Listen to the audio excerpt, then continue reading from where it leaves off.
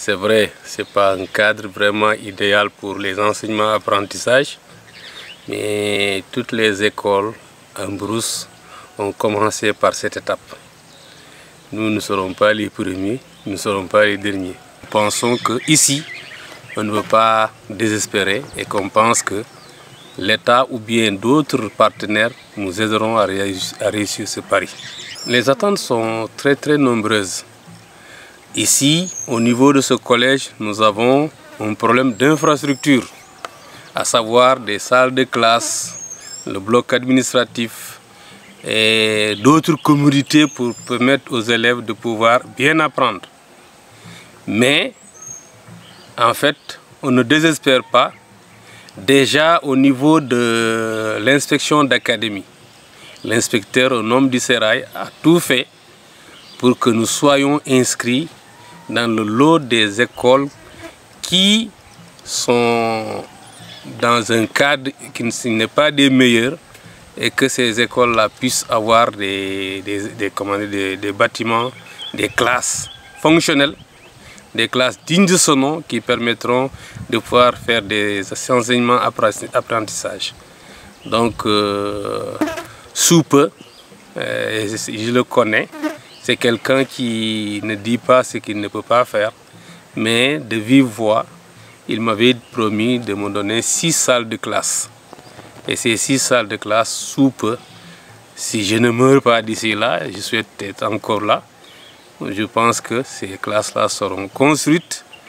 Quand, je ne sais pas, mais en tout cas, on a bon espoir qu'on pourra bénéficier d'un meilleur cadre d'ici peu. La contrainte, parmi les grandes contraintes que nous avons, d'abord pour ce qui concerne le milieu dans lequel j'évolue, à savoir l'école, le CM, la première contrainte, c'est l'eau.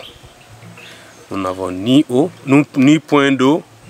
Et la distance entre le collège et là où se trouve le puits, c'est à peu près 600 mètres. Donc vous voyez que c'est très difficile. Nous voulons même faire un reboisement au niveau de l'école, mais nous sommes confrontés à cette contrainte majeure qui est le manque d'eau, le manque de points d'eau. Donc ça, c'est une première contrainte. L'autre contrainte majeure, c'est en fait le problème de la source d'énergie. Nous sommes au 21e siècle. Alors, une école qui n'a pas d'outils informatiques, qui n'a pas d'ordinateur, qui n'a rien, je sais que ça sera très difficile pour elle, cette école, de pouvoir évoluer correctement. Aussi, nous sommes dans un milieu déshérité. Donc les élèves dans les maisons apprennent dans des conditions très difficiles. L'électricité, ce n'est pas un luxe.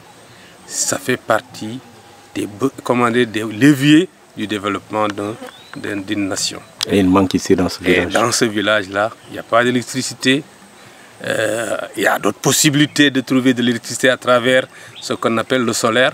Je crois que l'État ou bien les autres partenaires doivent explorer cette opportunité pour permettre, là où c'est impossible ou bien là où ce sera difficile de trouver tout de suite de l'électricité, trouver un autre moyen comme le solaire afin de permettre au collège de pouvoir avoir de l'électricité pour fonctionner correctement, mais aussi pour permettre aux élèves la nuit de venir apprendre ici parce que chez eux ils n'en ont pas, ils sont déshérités.